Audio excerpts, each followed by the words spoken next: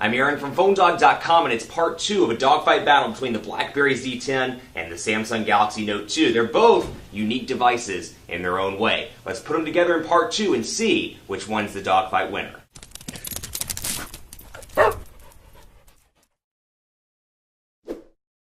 Part 2 of a dogfight battle between the BlackBerry Z10 and the Note 2, and I'm going to jump right in to text messaging because I want to show you the different keyboard options that you get out of the box in both of these units. But before that, some time to thank our partners at Best Buy Mobile for giving us devices like this for use in our free One Paw Bandit game that we give to you on the site. I mean, we give you phones for free. You can't beat that. When you walk into Best Buy Mobile, you'll walk out working. They'll get your email, your contacts, your web set up. So when you walk out the door, you are good to go, my friends, at Best Buy Mobile. So here we go. Keyboards, 4.2-inch display, 5.5-inch display. So automatically on the screen size front, you're going to have probably an easier time typing on the Note 2. That said, huge improvements over here. And if you remember back to the Storm days, the keyboard, the virtual keyboard on BlackBerry was terrible. But there are a lot of things I like about this keyboard. One of them is it tries to auto-predict your word. And you can kind of see the words showing up top. So I can say the reason that we will...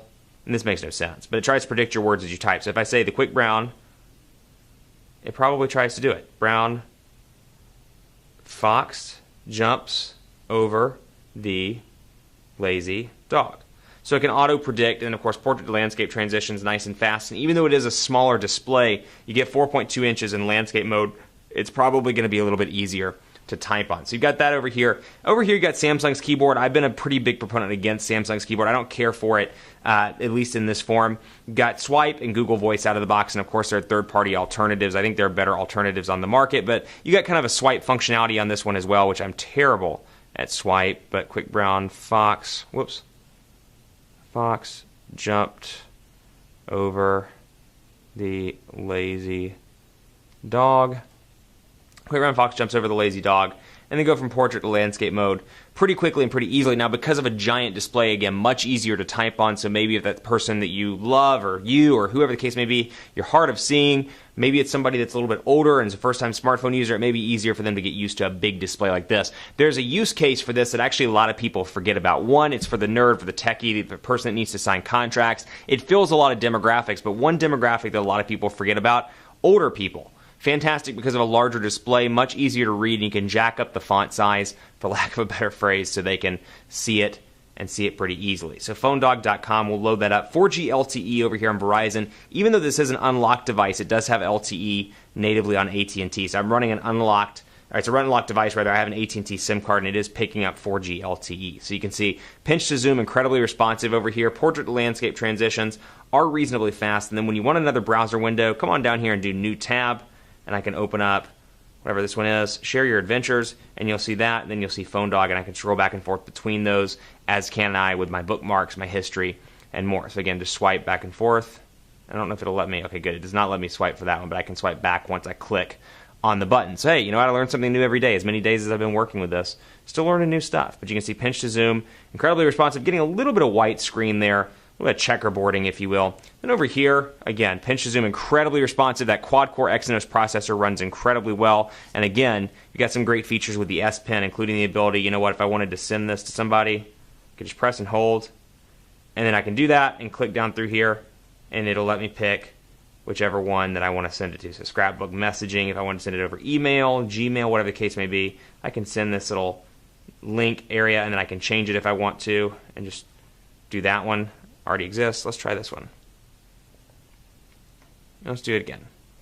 There we go. Bam, little egg-shaped one. And then when I'm done, I can get rid of that if need be. So a lot of different features, but again, I think for a lot of people, it's going to be bang for the buck. And yes, even though this is $299 out the door, you can find it cheaper in a lot of different places. This is probably going to debut at $199 on most carriers in the U.S. So for you, it's all about a value proposition. Do you think this is worth it? Should you spend the extra money and get this? What do you use your phone for the most? But I will say, battery life is far, far better on the Note 2. I mean, this thing rivals the Droid Razr Max HD. The battery life is incredible. I use this as my personal device when I'm not working with 30-day challenges. And I'll tell you, in my time, actually just a couple of days ago, because I carry it around with me as another device even when I'm carrying the 30-day challenge devices, 2 days of use, easily 2 days of use, with moderate to almost heavy use for me. I made it through to about 10 o'clock on the second day before it needed a recharge. It got down to 8% a couple of nights ago before I had to recharge it. So actually, I probably could have made it all night. But the battery life is exceptional on the Note 2 thanks to a 3,100 milliamp hour battery. It's not so good over here, which is interesting because of how BlackBerry used to be the battery champ. It's not anymore. It's kind of an average smartphone. You're going to get about a day's use out of this, 10 to 12 hours with moderate use before you have to recharge it, put it on the charger, and let it do its thing. So don't expect amazing battery life out of this, and obviously the more you're working with it, the more email accounts, the more sync stuff you got set up, much like Android, it's going to drain the battery. On that note, let's take a look. BlackBerry World versus Google Play. Now, Google Play is huge, has hundreds of thousands of apps, is much more well-developed, or much more developed, I should say. Apps, music, books, magazines, movies, and TV. That said, this is the most noble effort BlackBerry has put forth to date. It is impressive in the fact that it's got a bunch of different categories here. Apps, games, music, and video. So you got your apps. If you want to listen to some music, you can do so. Go into Electro, and we'll click here in just a second and see what we can pull up. Come on now. It's thinking hard. And then we'll go up to I Am Who I Am, just for example, and we'll listen to this.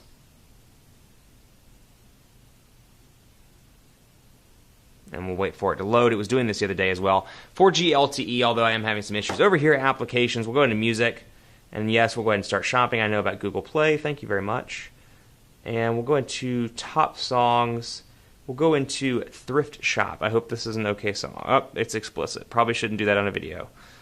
Maybe that one's explicit too. Gosh, you kids and your explicit tunes. Some nights, whatever some nights are.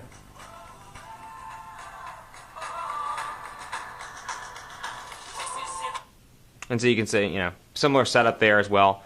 And then this one is still loading, so we're going to go ahead and jump out of that because it was doing that the other day. So all in all, there's a lot to like on both of these devices. The final test is going to be camera. 8 megapixels on both of these devices. You get some great features, and I am just skimming the surface in this Dogfight. If you want to know the individual features of both of these devices, take a look at the full video reviews of both. And let's go into camera here. 8 megapixels on both. This has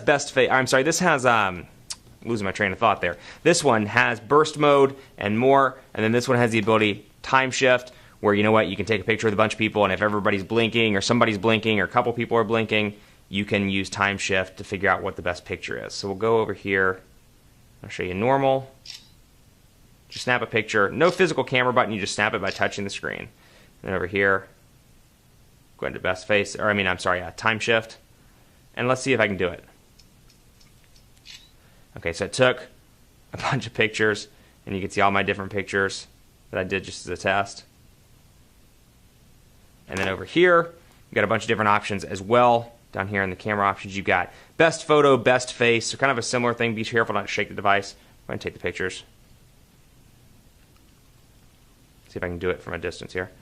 Best face. Select each best face to save. That is not my favorite.